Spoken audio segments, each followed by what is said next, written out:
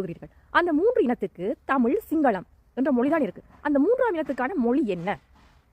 எதற்காக தமிழ் இனத்தை இந்த மதத்தை வைத்து இரண்டு இனமாக பிரிக்கிறீர்கள்?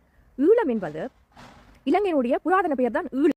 அஸ்ஸலாமு அலைக்கும், வணக்கம், ஆய்வோம், எல்லாரும் எப்படி இருக்கீங்க? சும்மா இருக்கீங்க நம்புறேன். என்னடிச்சுன்னா, எங்களோட ஜேர்மன் நிசாக்கா உங்களுக்கு மட்டும் இல்லை, பொதுவாகவே எல்லாருக்கும் ஒரு சந்தேகம் என்னடிச்சுன்னா, இலங்கையில் அப்போ 2 மொழிகள் தானே, அப்போ இஸ்லாமியர்களுக்கு என்ன மொழி? அதுதான் பிரச்சனையா? அதை வச்சு தான் ஒரு இனவாத கருத்துக்கள் எல்லாம் வந்து நானும் அதுக்கு பதில் கொடுத்து ஏலா இதில் அரசியல்வாதி ஒன்றும் இனவாத கருத்து பகிர்றாரு. சரி, அவற்றை பிரச்சனை அப்புறம் பார்த்துக்கொள்வோம். எல்லாருக்கும் ஒரு விஷயம், நீங்கள் எல்லாரும் படிச்சீங்க தானே?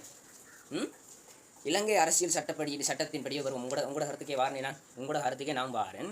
1978ஆம் ஆண்டு இலங்கை அரசியல் சட்டமைப்பின் கீழ் விளங்கினா, 1978ஆம் ஆண்டு இலங்கை சட்டமைப்பின் சட்டத்திற்கு கீழ் தமிழ் மற்றும் சிங்களம் இரண்டும் நாட்டின் அதிகாரபூர்வ மொழியாக அன்று அறிவிக்கப்பட்டது. எப்படி? அதிகாரபூர்வ மொழியாக அறிவிக்கப்பட்டது. இதன் மூலம் தமிழ் பேசும் முஸ்லீம்களுக்கு சம உரிமை உறுதி செய்யப்பட்டது. சரியா? கல்வி, அரசு, ஊடகம், சட்டம் அனைத்திலும் சரியா? அனைத்திலும் உறுதி செய்யப்பட்டிருக்கு. அப்படி இருக்கக்குள்ள இப்போ உங்களுக்கு என்ன தெரியணும்? நான் மேலே போடுறேன். அப்போ நீங்கள் போய் பாராளுமன்றத்தில் ஒரு சட்டம் ஒன்று கொண்டு வரணும் புதுசாக. எப்படி? இலங்கையில் இருக்க முஸ்லீம்களுக்கு சட்டம் ஒன்று இல்லை, தமிழ் மொழி உண்டு, தமிழ் மொழி இல்லை, தமிழ் மொழியில் பேசுதா அவங்களுக்கு ஒரு மொழியை கொடுங்க, நீங்கள் சட்டம் கொண்டு வரணும். இது நீங்களும் பிறக்க முந்திய மாமி இந்த சட்டத்தை கொண்டு வந்துட்டாங்க. 1978ஆம் ஆண்டு கொண்டு வந்துருக்காங்க. அப்போ நீங்கள் இதை வச்சு நீங்கள் ஜேர்மனில் இருந்து கொண்டு நிசா மாமி உங்களுக்கு சொல்கிற உங்களை மாதிரி உங்களோட கோபம் ஒன்றும் இல்லை எனக்கு, நீங்கள் நல்ல மாதிரி பேசுகிறீங்க, எதுன்றீங்க, வீடியோ பார்த்து எல்லாம் பிடிச்சிருக்கு. சரியா?